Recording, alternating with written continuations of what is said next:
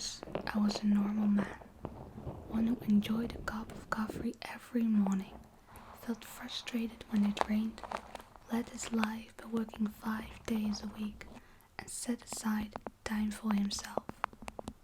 But that was a long time ago. A normal man like that, I am no longer. Human. Even that is a thing of the past for me. My name is now Eros, the god of love, also known as Cupid. Every day I live on to witness love grow and flourish among humanity. Every day I aim my arrow at the hopeless heart of a human. It is always a question of how love will unfold for them, and though it's a privilege to be a part of it, yet something gnaws at my existence. The love, the passion I see every day creates a lonely void deep within me. Why am I not loved the way humans are loved? Why am I not worthy of such a chance? Cautiously, I place my bow and arrow beside me on the rooftop of one of New York's many towering buildings. Far below, the streets teem with people. Honking, laughter, sirens. It is never quiet. The perfect place to free as many hearts as possible. I do not say it is not a privilege to be the god of love. It just sometimes feels lonely. Sometimes unfair. I set my gaze upon a swarming crowd below me. Soon, one of them will be blessed by the arrow of love, which I will shoot for them. And it is not that I choose them myself. They are chosen for me, and I am given the task of fulfilling their wishes. But to do that, I must first find them. I spread my glorious white feathered wings and descend upon the crowd. Just before landing, I rise again. I look around, searching for that one lonely soul who desperately needs love. With the loud fluttering of my wings, I observe the place, but I do not find what I seek. I close my eyes to absorb the emotions of humanity. This way, I will succeed.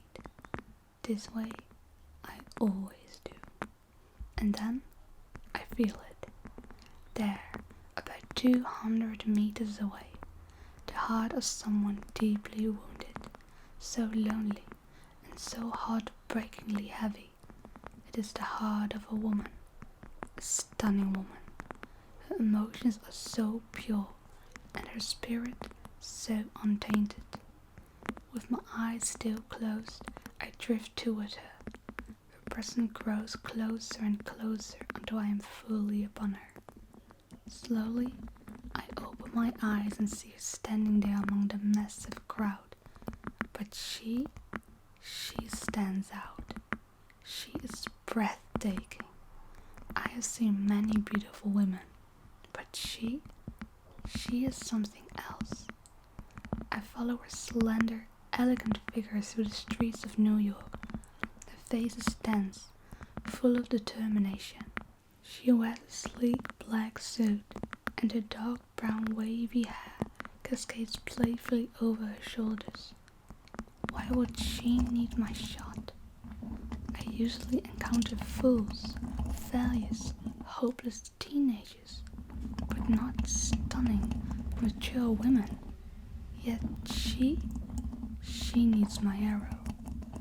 I observe her a bit longer and finally stop at the traffic lights.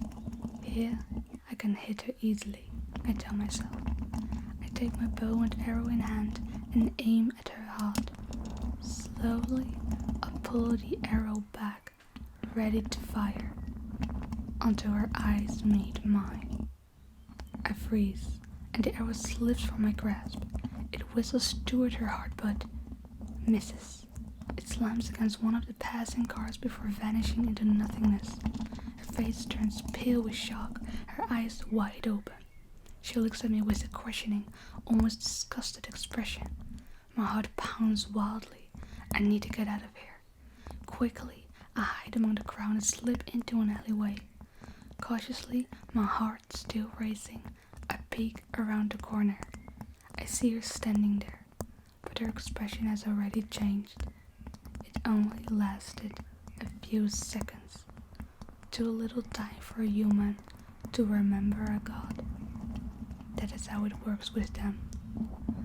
Relieved, I sink onto the cold stone ground of the alley. It is not the first time a human has caught a glimpse of a god, even if only for a moment.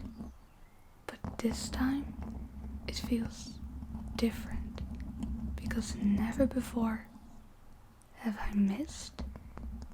I missed. For the first time, I missed my shot.